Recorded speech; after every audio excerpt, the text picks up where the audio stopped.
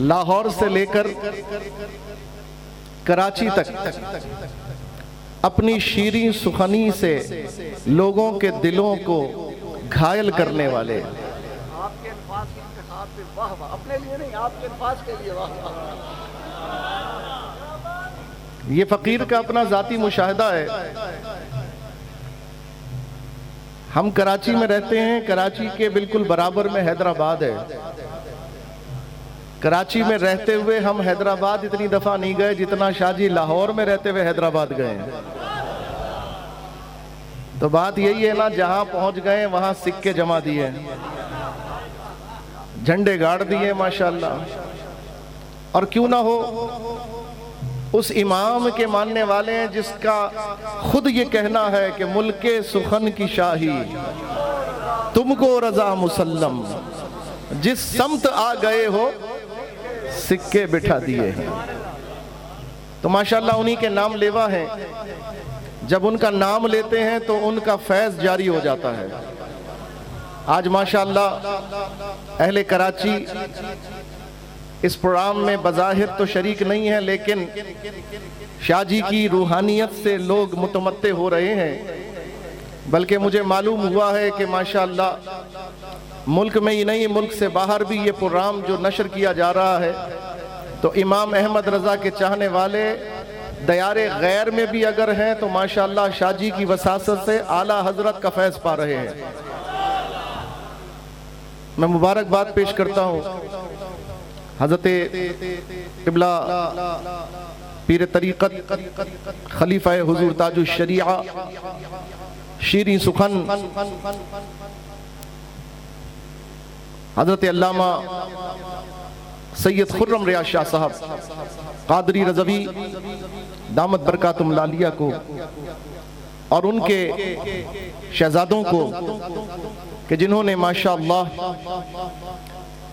अपनी हस्ब साबिक रिवायात को बरकरार रखते हुए आज ये सालाना महफिल इमाम अहमद रज़ा कॉन्फ्रेंस तुझको एहतशाम के साथ मुनक्किद की।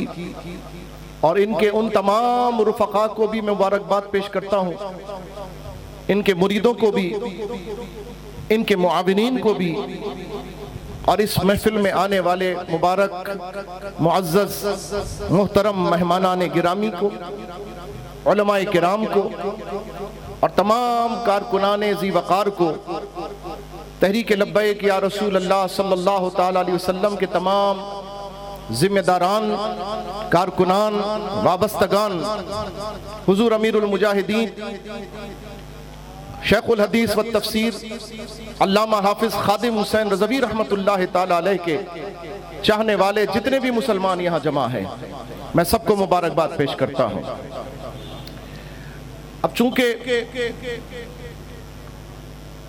इस नशिस्त में कई तकारीर हो रही है और होनी है, तो तवील गुफ्तगू का ना मौका है ना वक्त है।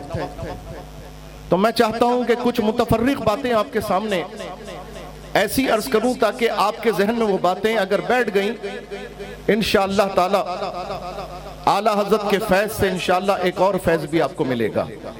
बेटा ये इको बंद कर दो, जज़ाकल्लाह, ताकि मेरी आवाज़ बगैर गूंज के तमाम अहबाब सुन लें। हम छोटे थे, जब बच्चे थे, अल्लाह ने फजल किया, हमें निहायत अच्छी सोहबत में पहुंचा दिया और हम 14 साल की उम्र में मैं हुजूर ताजदार अहले सुन्नत मर्द मोमिन मर्द हक हजरत अल्लामा सैयद शाह तुराबुल हक क़ादरी रहमतुल्लाह अलैह की सोहबत बाबरकत में पहुंच गया। 14 साल की मेरी उम्र थी जब मैं क़िबला शाह साहब अलैहि रहमा की खिदमत में पहुंचा। एक दिन, सुनो, तवज्जो के साथ सुनना मेरी बात, मेरी आवाज आखिर तक आ रही है? जज़ाकल्लाह। एक दिन मैंने शाह साहब अलैहि रहमा से पूछा, हुजूर बहुत से लोग दीनी लिबादा ओढ़कर दीन का नाम लेते हैं और हमें दीन बताने की कोशिश करते हैं, अमामा भी सजाते हैं सर पर, दाढ़ी भी उनके होती है, लिबास भी हमारे जैसा, अंदाज भी मिलता जुलता, लेकिन हुजूर अजनबी लोग होते हैं। हमें पहचान कैसे हो कि ये जो दिख रहा है अपना, वो है भी अपना कि नहीं? अपने की पहचान कैसे करें? तो क़िबला बड़े शाह साहब अलैहि रहमा, ये वो लोग थे,